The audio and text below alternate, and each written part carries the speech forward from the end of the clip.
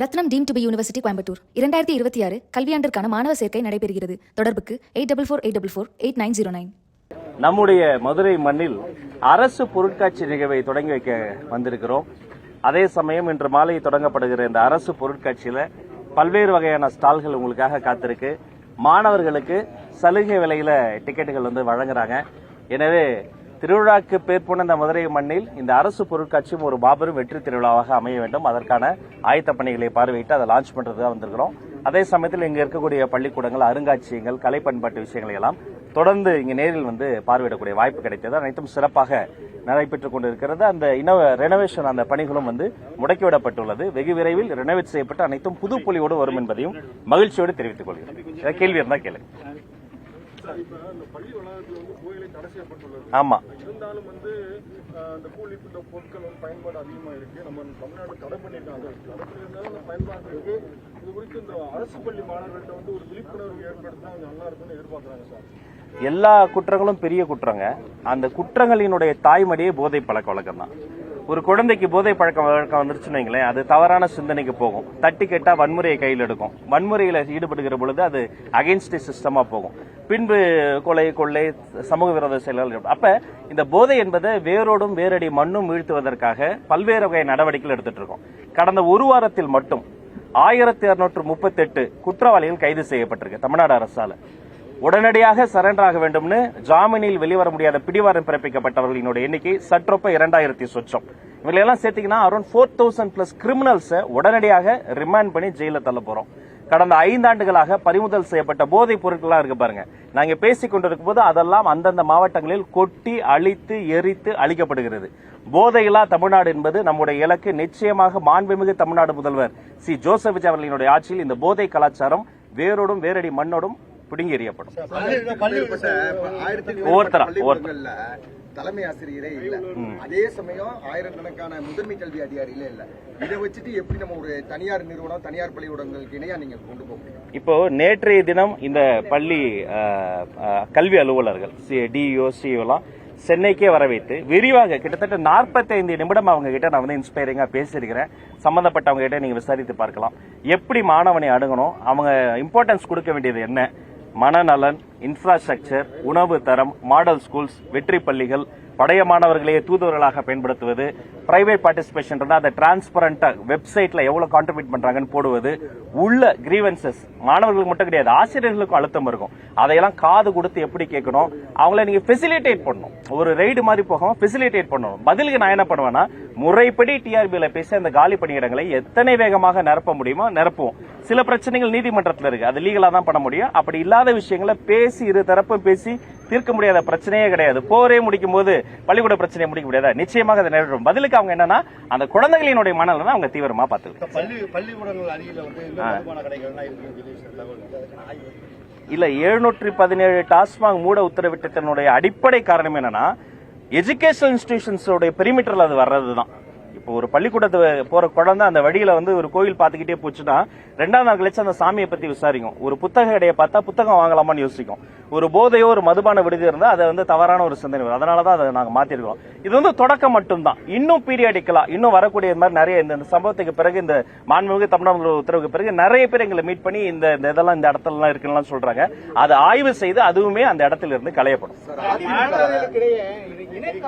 கொஞ்சம் அதிகமா இருக்கு. அதனாலதான் அந்த ஒரு சின்ன சின்ன பாலியல் பிரச்சனைகள்லாம் வந்துகிட்டு இருக்கு. அதுக்கு பள்ளி மாணவர்களுக்கு இந்த மனநல ஆலோசனை வாகனம் நம்ம எல்லாத்துலயும் செயல்பட்டுக்கிட்டு இருக்கா எப்படி சார்? இல்ல இருக்குங்க, அது இன்னும் அதிகப்படுத்தணும். தன்னம்பிக்கை வகுப்புகளும், தன்முனைப்பு வகுப்புகளும், தன்னார்வலராக தன்னை மாற்றக்கூடிய வகுப்புகளும் அந்த மாணவர்களுக்கு அதிகப்படுத்த போறோம்.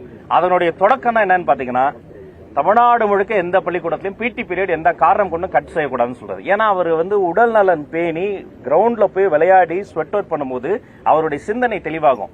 தெளிவான சிந்தனை மதிப்பெண்ணை வாங்கி கொடுக்கும். சிந்தனை தெளிவும் மதிப்பெண்ணும் தான் சமூகத்தில் அவருக்கு மதிப்பு வாங்கி கொடுக்கும். அப்ப அவர்களுக்கு தேவையான தன்னம்பிக்கை வகுப்புகள் இன்னும் அதிகப்படுத்தப்படும்.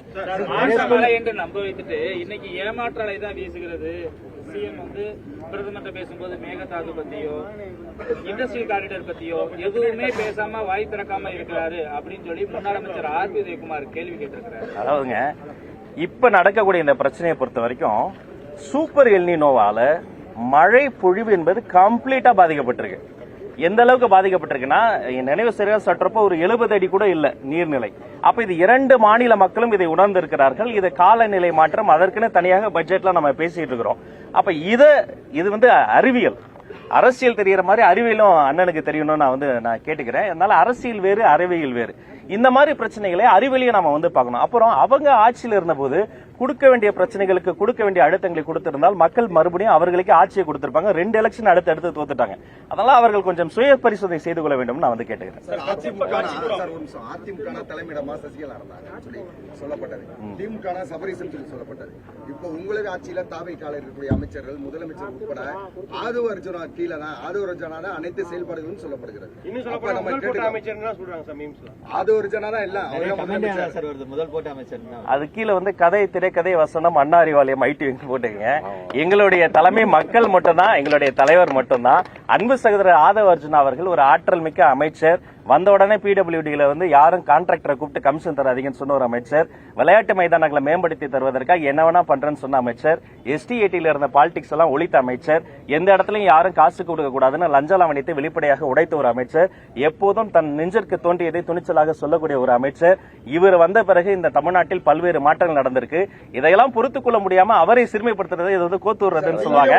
எங்களுடைய முதலமைச்சரை விட ஆதவ அர்ஜுனாவுக்கு புகழாரம் பாடுறீங்களே, இவ்வளவு முதலமைச்சருக்கு நான் 28 ஆண்டுகளாக யாருக்குமே புகழாரம் பாடல. எங்களுடைய மாண்புமிகு தமிழ்நாடு முதலமைச்சர் மக்களுக்கு தான் புகழாரம் பாடினாரு. எங்களுடைய மாண்புமிகு முதலமைச்சர் 717 டாஸ்மாக் மூடியதை பத்தி யாருமே இது வரைக்கும் சிந்தித்து கூட பார்த்துக்க முடியாது. பதில முடிச்சுக்கிறேன் சகோதரர். 717 டாஸ்மாக் மூணதா இருக்கட்டும், திரைத்துறையில ஒரு குடும்பத்தினுடைய, ஒரு நிறுவனத்தினுடைய ஒரு சர்வாதிகாரமாக இருந்ததெல்லாம் ஜனநாயக பூர்வமாக மாற்றியதா இருக்கட்டும்.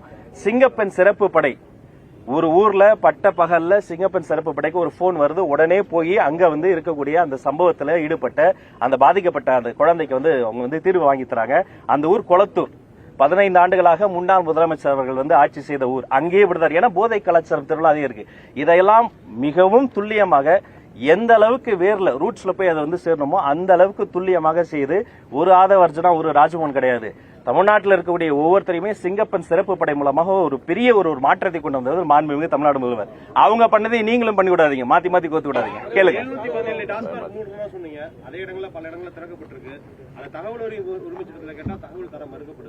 இல்ல அதெல்லாம் RTI எல்லாம் கண்டிப்பா கொடுக்கணும். நான் ஏற்கனவே முதல் கேள்விக்கும் பதில் சொல்லிட்டேன். நிறைய கிரீவன்சஸ் வாங்கல ஒரு புரோட்டோகால் இருக்கு. கண்டிப்பா எஜுகேஷன் இன்ஸ்டிடியூஷன்ஸ் பக்கத்துல அப்படி இருந்துச்சுன்னா நிச்சயமாக அங்கிருந்து அது அகற்றப்படும். அதுல எந்த மாற்று கருத்தும் கிடையாது. இது அரசியலை தாண்டி இது சமூக பிரச்சனை, எந்த மாற்று கருத்தும் கிடையாது. காந்தி மிஷன் மீண்டும் பழைய பயன்பாட்டுக்கு, மக்கள் பயன்பாட்டுக்கு எப்போ வரும்? அதே மாதிரி காட்சி கூட பணியில் நடந்துகிட்டு இருக்கு, இன்னும் முடிவடையல. அது எப்போ பயன்பாட்டுக்கு? ரெனோவேஷன் ஒர்க் வந்து கிட்டத்தட்ட 80% பணி நிறைவடைந்திருக்கிறதா சொல்றாங்க.